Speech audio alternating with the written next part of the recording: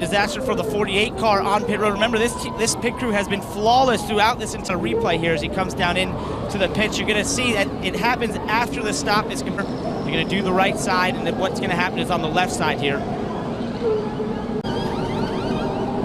And right here, the front tire changer was still trying to put lug nuts on, hose there a little bit, and then obviously you see the dejection of the team. Chad Kanowski came back across the radio.